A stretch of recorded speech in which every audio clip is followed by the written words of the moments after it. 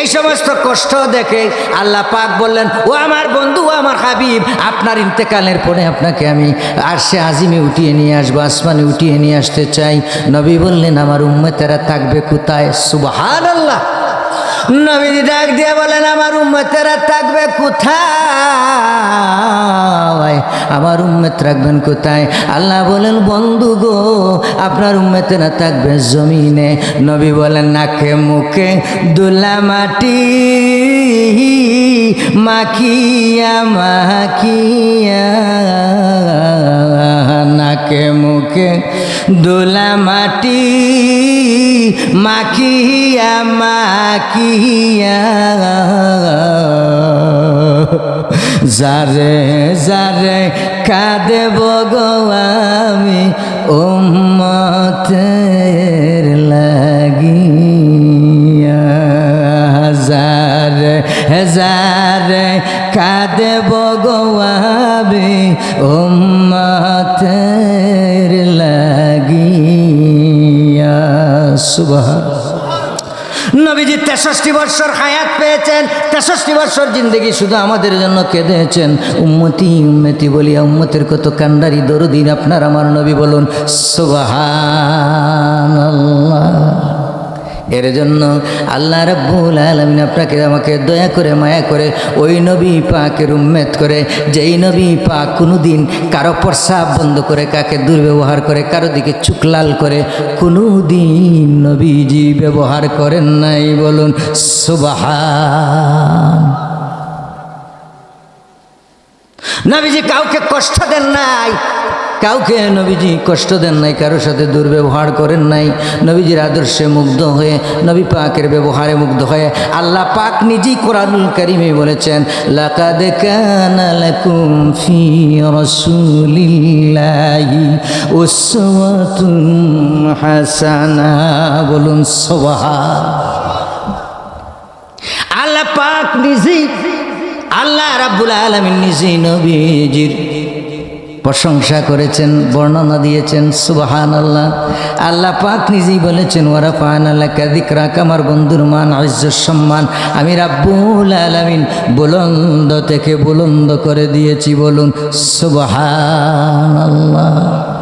লাকাদ কানা লাকুম ফি রাসূলিল্লাহি উসওয়াতুন হাসানা। আল্লাহ রাব্বুল আলামিন বলেন, ও দুনিয়ার মানুষেরা, আমার বন্ধুর চরিত্র, আমার বন্ধুরা চরিত্র তোমাদের জন্য উত্তম আদর্শ। বলুন সুবহানাল্লাহ।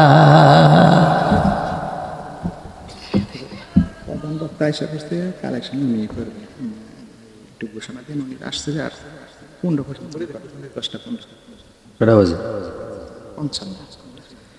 আলহামদুলিল্লাহ। আজকের মাহফিলের প্রধান বক্তা চলে আসছেন, মাদ্রাসায় আসছেন। ইনশাআল্লাহ যথা সময়ের মধ্যেই চলে আসবেন, আলোচনা করবেন। আপনারা বসেন। আমার ভাইরা, আমি যেই কথা বলতেছিলাম,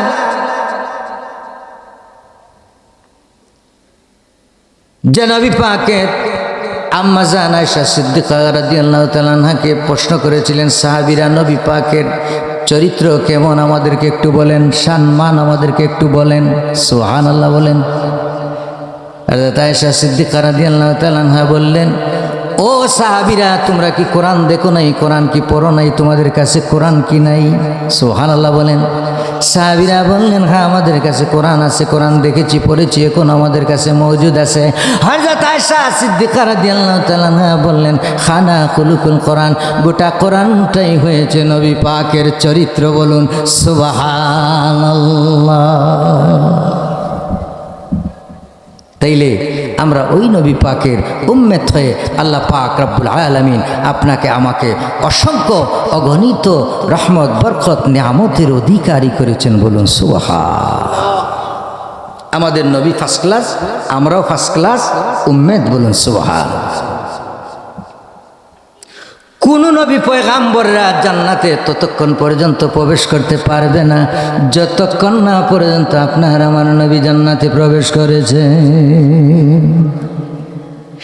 এমনকি অন্যান্য নবী পয়গাম্বরদের উম্মতেরা ততক্ষণ পর্যন্ত জান্নাতের ভিতরে প্রবেশ করতে পারবে না যতক্ষণ না পর্যন্ত আপনার আমার নবী পাকের উম্মত আমরা জান্নাতে প্রবেশ না করব। বলুন সুবহানাল্লাহ। এদের জন্য জান্নাতটা হারাম হয়ে থাকবে, হালাল হবে না ততক্ষণ পর্যন্ত যতক্ষণ না আমরা আগে জান্নাতে প্রবেশ না করব। বলুন সুবহানাল্লাহ। এখন আমাদের কাজ হতে হবে ভালো, ফার্স্ট ক্লাস নবীর উম্মত আমরা হয়েছি। এখন কাজ যদি হয় থার্ড ক্লাস সেকেন্ড ক্লাস কাজ হবে, কি করতে হবে? ফার্স্ট ক্লাস নবীর যেহেতু উম্মত হয়েছি আমাদের কাজটা হতে হবে ভালো, তাইলে মজুরিও পাবো বেশি, কর্ম কম মজুরি।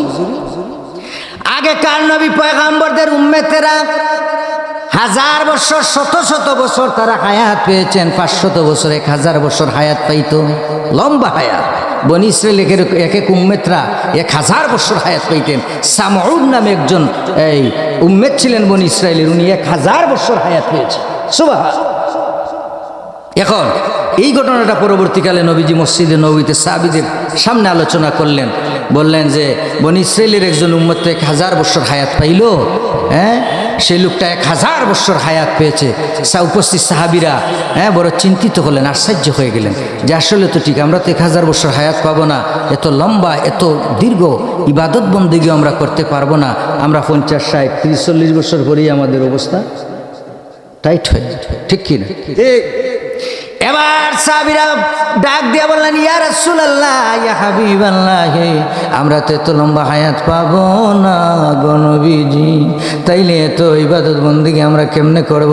না জানি বনি ইসরায়েলের লোকেরা 1000 বছর 500 বছর তারা 100 বছর হায়াত পেয়ে কত লম্বা লম্বা বেশি বেশি ইবাদত বন্দেগী করেছে, আমরা তো এত লম্বা হায়াত পাবো না, তাইলে আমরা কেমনে এত বেশি ইবাদত বন্দেগী করব?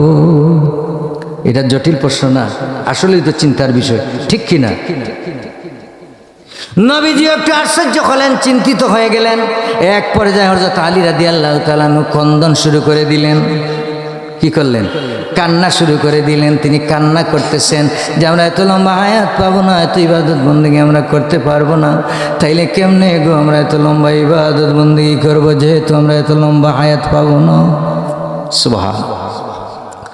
নবীজি বেশি চিন্তিত হলে তিনি ওযু করতেন, 2 রাকাত নামাজ পড়তেন, নতুবা তিনি এইভাবে হাত উত্তোলন করে আল্লাহর কাছে মুনাজাত ধরতেন।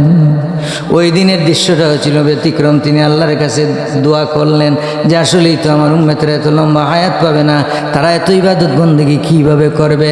আল্লাহ রাব্বুল আলামিন বললেন, ও জিবরাইল, তুমি যাও, যাই আমার বন্ধুকে বলে দাও, আমার বন্ধু যেন চিন্তিত না হয়ে, আশ্চর্য হওয়ার কোনো কারণ নাই, চিন্তার কোনো কারণ নাই রে।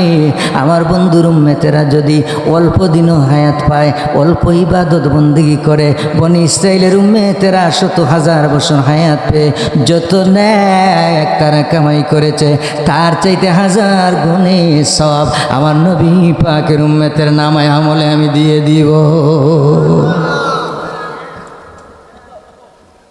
আমাদের ভাগ্য অত্যন্ত ভালো, আমরা কর্ম কম, মজুরি পাবো বেশি। বলুন সুবহানাল্লাহ। আর অন্যান্য নবীর উম্মতের বেলায় কর্ম করেছে, তারা বেশি মজুরি পেয়েছে, কম। লম্বা হায়াতের মধ্যে যদি কোনো বুজুর্গি থাকতো, বাহাদুরি থাকতো, তাইলে পৃথিবীতে কে বেশি বাঁচত? কথা বলেন, কে বেশি বাঁচত?